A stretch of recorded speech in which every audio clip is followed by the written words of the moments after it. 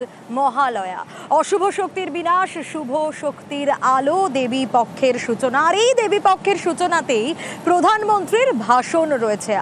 আজ জাতির উদ্দেশ্যে ভাষণ দেবেন প্রধানমন্ত্রী নরেন্দ্র মোদী ঠিক বিকেল 5টার সময়। প্রত্যেকের তো নজর থাকবে, কিন্তু এই মুহূর্তে আপনাদের নিশ্চয়ই মনে হচ্ছে যে জাতির উদ্দেশ্যে ভাষণে কি বার্তা দিতে পারেন প্রধানমন্ত্রী। চলুন জানার চেষ্টা করি। মৈত্রেয়ী রয়েছে আমার সঙ্গে। মৈত্রেয়ী, আজ বিকেল 5টায় জাতির উদ্দেশ্যে ঠিক কি বার্তা দিতে পারেন প্রধানমন্ত্রী? দেখুন, বেশ কিছু সম্ভাবনার কথা কিন্তু এখনো পর্যন্ত শোনা যাচ্ছে। তার মধ্যে সবথেকে এবং নরেন্দ্র মোদী এমন একটি সময়ে দেশের মানুষের জন্য এই বার্তা দেওয়ার সিদ্ধান্ত নিয়েছেন যখন জিওপলিটিক্যাল ক্ষেত্রেও বেশ কিছু ইম্পর্টেন্ট বিষয় ঘটনা ঘটছে। তবে আপাতত যেটা মনে করা হচ্ছে এবং যে জল্পনা রয়েছে যে আগামীকাল থেকে যেহেতু জিএসটি রিফর্মস লাগু হতে চলেছে, অর্থাৎ জিএসটি 2.0 লাগু হতে চলেছে, নয়া জিএসটির কাঠামো লাগু হতে চলেছে, সেই পরিপ্রেক্ষিতে হয়তো প্রধানমন্ত্রী নরেন্দ্র মোদী তার বার্তা দেশবাসীর জন্য রাখবেন। কিন্তু একই সঙ্গে আরো কয়েকটি বিষয় রয়েছে, যেমন সাম্প্রতিককালের 50% ট্যারিফ ঘোষণা থেকে শুরু করে এবং তারপর H1B ভিসার বিতর্কও রয়েছে। ফলে সেখানে দাঁড়িয়ে যেটা মনে করা হচ্ছে যে স্বদেশি প্রোডাক্ট ব্যবহারের প্রতি জোর দেওয়া এবং জিএসটি রিফর্মস এর উপরেই কিন্তু আজকের মূল বার্তা দিতে পারেন প্রধানমন্ত্রী নরেন্দ্র মোদী। বাংলা, বিহার সহ 6 রাজ্যে ভোটও রয়েছে, কোথাও গিয়ে কি সে নিয়েও কিছু বার্তা দিতে পারেন প্রধানমন্ত্রী? খুব নির্বাচন যেহেতু রয়েছে, সেখানে দাঁড়িয়ে অবশ্যই প্রধানমন্ত্রীর তরফ থেকে কিছু বক্তব্য আসতে পারে। তবে আজকের এই বক্তব্য যেটা মনে করা হচ্ছে যে সেটা শুধুমাত্র নির্বাচন কেন্দ্রিক নয়, সেটা একেবারেই জিএসটি কেন্দ্রিক এবং জনমানুষ কেন্দ্রিক হতে পারে। এবং যেহেতু প্রধানমন্ত্রী বার্তা দেবেন, ফলে সেটি রাজনৈতিক বার্তা তো তার মধ্যে থাকবেই, কিন্তু তার সঙ্গে সঙ্গে সেটা অনেক বেশি হবে দেশের মানুষের জন্য একজন প্রধানমন্ত্রী হিসাবে তার যে বার্তা সেটা থাকবে। ফলে বিভিন্ন স্টেট স্পেসিফিক কতটা তার বার্তা থাকবে সে বিষয়েও নজর রাখতে হচ্ছে। এবং একেবারেই তুমি ঠিক বলেছো যে বিহার এবং এই বছরই বিহারে নির্বাচন আছে, 22শে নভেম্বরের মধ্যে বিহারে নির্বাচন শেষ করতে হবে। সামনের বছরে পরপর 6টি রাজ্যে নির্বাচন আছে। ফলে সেখানে দাঁড়িয়ে দেশের মানুষের জন্য বা এই রাজ্যের মানুষের জন্য আলাদা করে কোনো বার্তা থাকে কিনা প্রধানমন্ত্রীর তরফ থেকে, সেদিকেও আমাদের নজর থাকবে। সোনিয়া, একেবারেই মৈত্রেয়ী, অবশ্যই নজর থাকবে।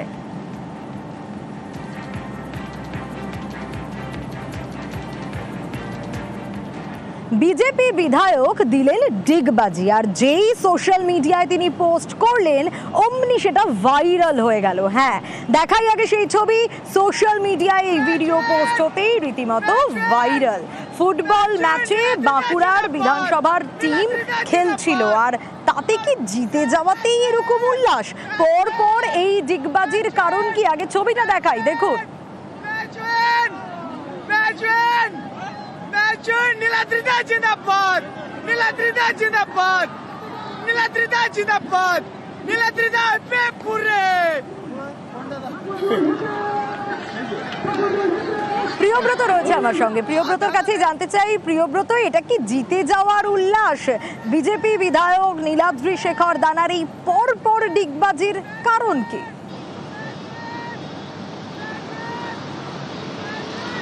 দেখো সোনিয়া, বিজেপি বিধায়ক কিন্তু তাই বলেছেন যে আবেগে তিনি এই ধরনের ঘটনা ঘটিয়েছেন। কিন্তু যে খেলা হচ্ছিল সেই নবজীবনপুর মাঠে, যেখানে বিজেপি বিধায়ক ছিলেন উপস্থিত, এবং সেখানে বাঁকুড়া বিধানসভার টিমের জয় হয় এবং জয় হওয়ার পর যেমনভাবে কর্মী সমর্থকরা উল্লাসে মেতে উঠেছিলেন, সেরকমভাবেই তিনি উল্লাসে মেতে উঠেছেন, এমনটাই তার দাবি। কিন্তু এই যে ডিগবাজি, সেই ডিগবাজি কেন তিনি খেলেন? নরেন্দ্র মোদী কাপ এবং সেই ফাইনাল খেলা, সেখানে তিনি উপস্থিত ছিলেন, তার টিম জয়ী হয়েছিল।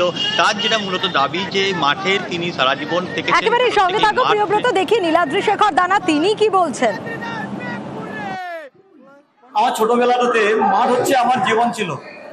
আমি বাংলাতে অ্যাথলেটিক্সে আমি মিট করেছি। ফিজিক্যাল এডুকেশনটা আমি নিজে, আমার ট্রেনিং রয়েছে। ফুটবল খেলা হচ্ছে, সেখানে আমার নিজস্ব টিম রয়েছে, সেই টিম জিতছে। এবার আমি ভাবতেই পারিনি যে আবেগে আমি ডিগবাজি দেব। আবারও একটু প্রিয়ব্রতর কাছেই বরং আসি। প্রিয়ব্রত, নীলাদ্রি শেখর দানার বক্তব্য তো আমরা শুনলাম, কিন্তু এ নিয়ে তৃণমূল কটাক্ষ করেছে বলেই শোনা যাচ্ছে।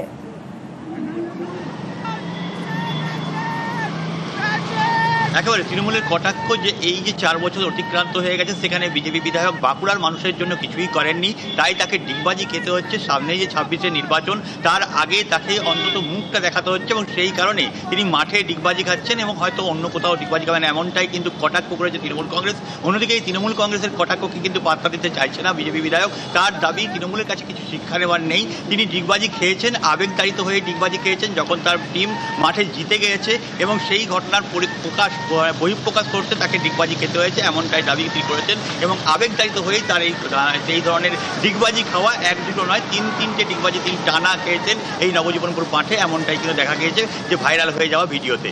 সোনিয়া, বেশ, বিধানসভার ভোট যত এগিয়ে আসবে ততই দেখতে পারবেন বিজেপি এমএলএ এমপি বিজেপির সমস্ত নেতৃত্বরা কত ডিগবাজি খাবে। কাজের কাজ তো বিজেপি কিছু করেনি, এখন ডিগবাজি ছাড়া আর কি করার আছে। এখন অনেক রকম দেখতে পাবেন ডিগবাজি খাচ্ছে, কোথাও কোনো মাঠে ডিগবাজি খাচ্ছে, কেউ দেখবেন রাস্তায় ডিগবাজি খাচ্ছে। এটাই হচ্ছে ওদের কাজ। 5 বছর তো কোনো কাজ করেনি।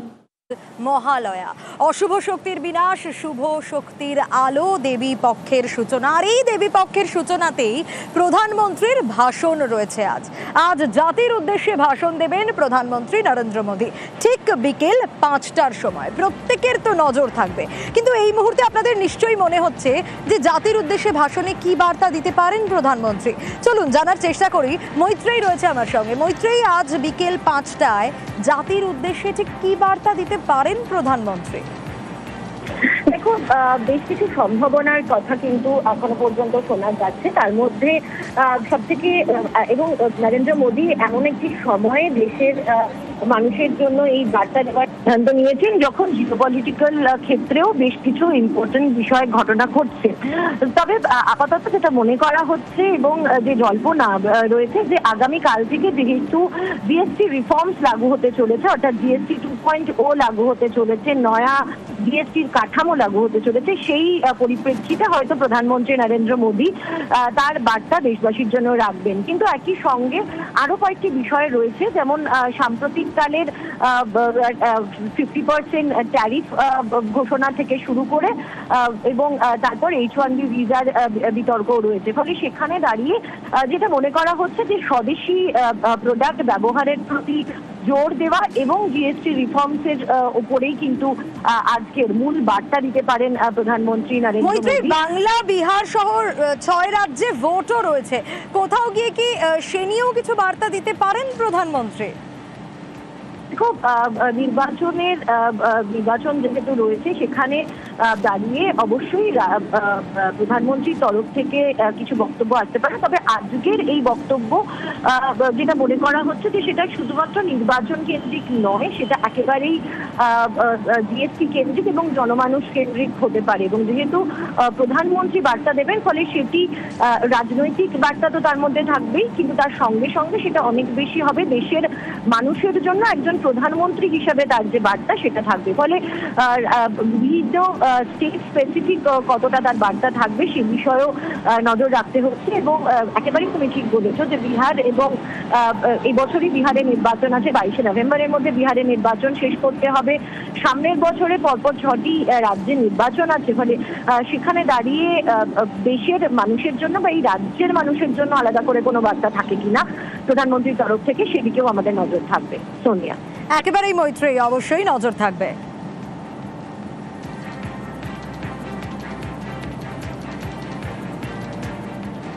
বিজেপি বিধায়ক দিলেন ডিগবাজি, আর যেই সোশ্যাল মিডিয়ায় তিনি পোস্ট করলেন অমনি সেটা ভাইরাল হয়ে গেল। হ্যাঁ, দেখাই আগে সেই ছবি। সোশ্যাল মিডিয়ায় এই ভিডিও পোস্ট হতেই রীতিমতো ভাইরাল। ফুটবল ম্যাচে বাঁকুড়ার বিধানসভার টিম খেলছিল, আর তাতে কি জিতে যাওয়াতেই এরকম উল্লাস? পর এই ডিগবাজির কারণ কি? আগে ছবিটা দেখাই, দেখুন। নীলাদ্রিদা জিন্দাবাদ, নীলাদ্রিদা জিন্দাবাদ, নীলাদ্রিদা জিন্দাবাদ, নীলাদ্রিদা পেপুরে।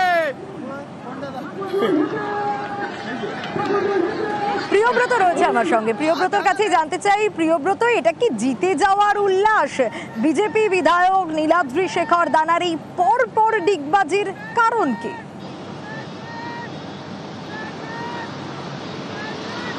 দেখো সোনিয়া, বিজেপি বিধায়ক কিন্তু তাই বলেছেন যে আবেগে তিনি এই ধরনের ঘটনা ঘটিয়েছেন, কিন্তু যে খেলা হচ্ছিল সেই নবজীবনপুর মাঠে, যেখানে বিজেপি বিধায়ক ছিলেন উপস্থিত এবং সেখানে বাঁকুড়া বিধানসভার টিমের জয় হয় এবং জয় হওয়ার পর যেমনভাবে কর্মী সমর্থকরা উল্লাসে মেতে উঠেছিলেন সেরকমভাবেই তিনি উল্লাসে মেতে উঠেছেন, এমনটাই তার দাবি। কিন্তু এই ডিগবাজি, সেই ডিগবাজি কেন তিনি খেলেন, নরেন্দ্র কাপ এবং সেই ফাইনাল খেলা সেখানে তিনি উপস্থিত ছিলেন, তার টিম জয়ী হয়েছিল, তার যেটা মূলত দাবি যে মাঠের তিনি সারা জীবন থেকে একেবারে সঙ্গে থাকো প্রিয়ব্রত, দেখি নীলাদ্রি শেখর দানা তিনি কি বলছেন।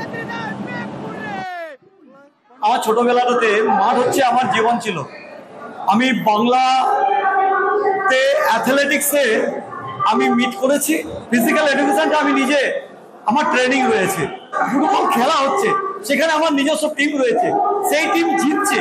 এবার আমি ভাবতেই পারিনি যে আবেগে আমি ডিগবাজি দেব। আবারও একটু প্রিয়ব্রতর কাছেই বরং আসি। প্রিয়ব্রত, নীলাদ্রি শেখর দানার বক্তব্য তো আমরা শুনলাম, কিন্তু এ নিয়ে তৃণমূল কটাক্ষ করেছে বলেই শোনা যাচ্ছে।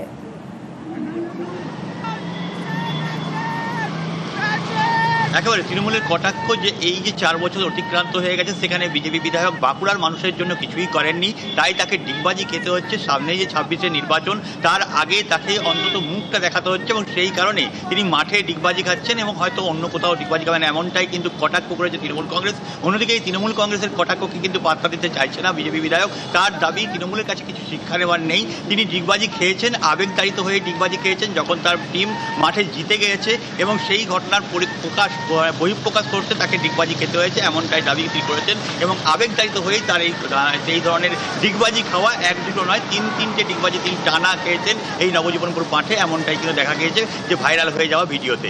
সোনিয়া, বেশ,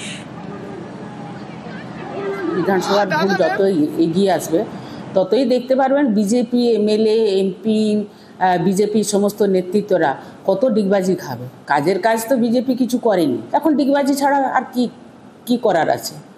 এখন অনেক রকম দেখতে পাবেন ডিগবাজি খাচ্ছে, কোথাও কোনো মাঠে ডিগবাজি খাচ্ছে, কেউ দেখবেন রাস্তায় ডিগবাজি খাচ্ছে। এটাই হচ্ছে ওদের কাজ। 5 বছর তো কোনো কাজ করেনি।